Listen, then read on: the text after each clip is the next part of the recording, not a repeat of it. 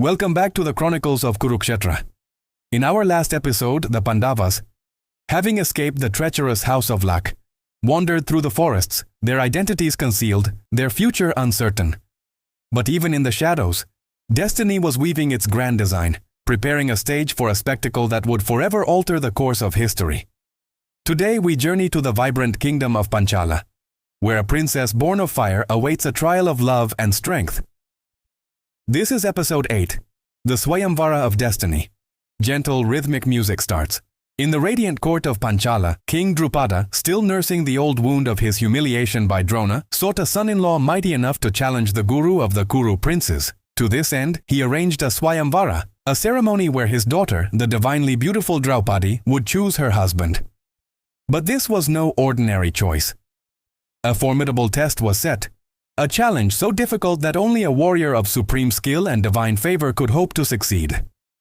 Draupadi was not just any princess. She was born from a sacrificial fire, a living embodiment of grace, intelligence, and fiery spirit. Her destiny was intertwined with the fate of the entire Bharata dynasty. As news of her Swayamvara spread, kings, princes, and warriors from every corner of the land flocked to Panchala. The city buzzed with anticipation, its streets and palaces adorned for the grand event. Among the hopefuls were the mighty Kauravas, led by Duryodhana, the noble Karna, the powerful Shishupala, and Jarasandha.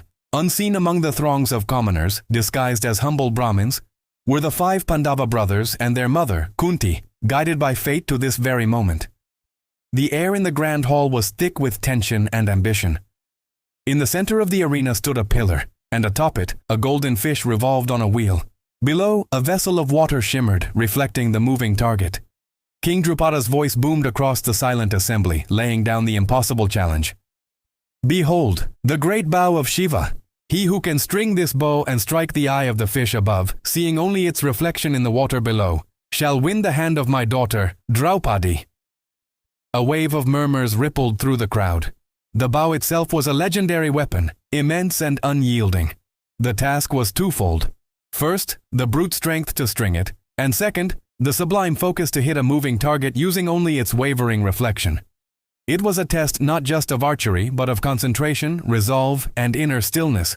One by one, the greatest warriors of the age stepped forward.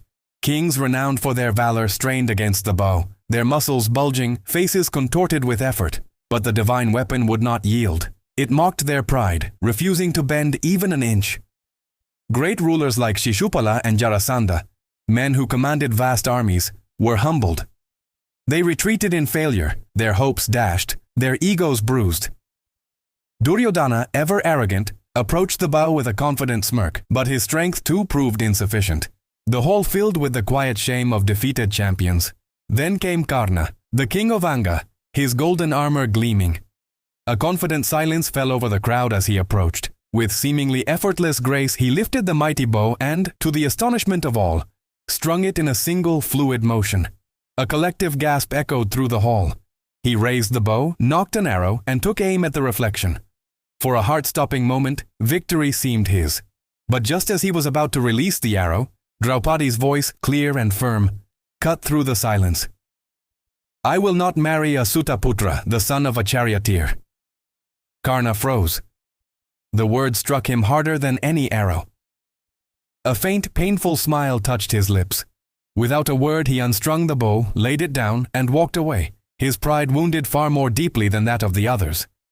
His departure left a void, a sense of anticlimax. Had the test been too difficult? Would Draupadi remain unwed?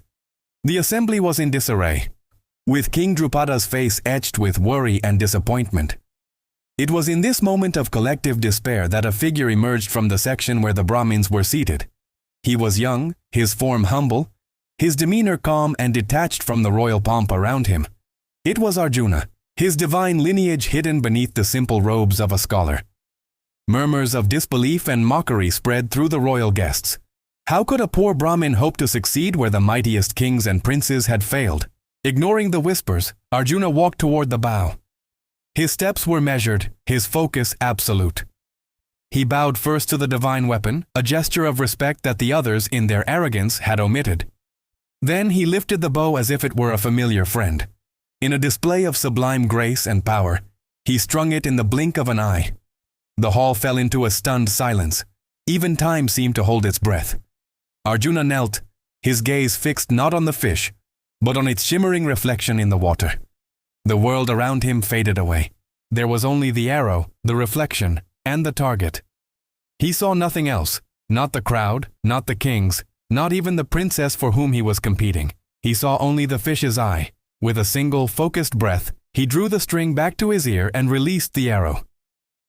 Twang! The arrow flew, a blur of golden light, straight and true. It pierced the reflection in the water and in the exact same instant struck the eye of the revolving fish above. A flash of light and the fish fell to the ground. For a moment there was absolute silence, a collective intake of breath.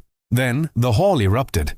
Drums thundered, conches roared, and flowers rained down from the heavens. The Brahmins erupted in joyous cheers for their compatriot. Draupadi's eyes, which had watched with growing wonder, now filled with awe and recognition. This was no ordinary Brahmin. This was the warrior she was destined for. Holding the victor's garland, she moved with serene grace through the stunned assembly, her steps leading her directly to the humble stranger. From fire she was born, and toward this divine fire she was drawn. She placed the garland around Arjuna's neck, sealing their union, but the assembly of kings was not ready to accept this outcome. Outrage exploded. How could a princess of a royal bloodline be given to a penniless Brahmin? This is an insult to the Kshatriya dharma, they roared. The Swayamvara is a sham. Swords were drawn as the enraged kings surged forward to attack Drupada and claim Draupadi by force. In that moment the Pandavas threw off their disguises. Bhima, with a mighty roar, uprooted a pillar, and alongside Arjuna they stood ready to defend their prize. The two brothers fought like lions, a storm of power and skill that overwhelmed the furious kings. In the midst of the chaos, a calm, knowing voice seemed to echo in the hearts of the wise. It was Krishna who had been watching all along. When love is born of dharma, the silent message resounded. Even the heavens must bow. His presence pacified the conflict, his divine authority validating the union. Thus, Arjuna with his bride Draupadi and his brothers left the hall, veiled in a golden light of victory and destiny. The Swayamvara was over, but the story it set in motion had just begun. This union, born of a legendary test of skill, would become the central pillar around which the epic of the Mahabharata would turn. It was a bond that would face trials of fire, exile, and humiliation, ultimately leading to the great war on the fields of Kurukshetra. The arrow that struck the fish's eye was the spark that would one day set the world ablaze.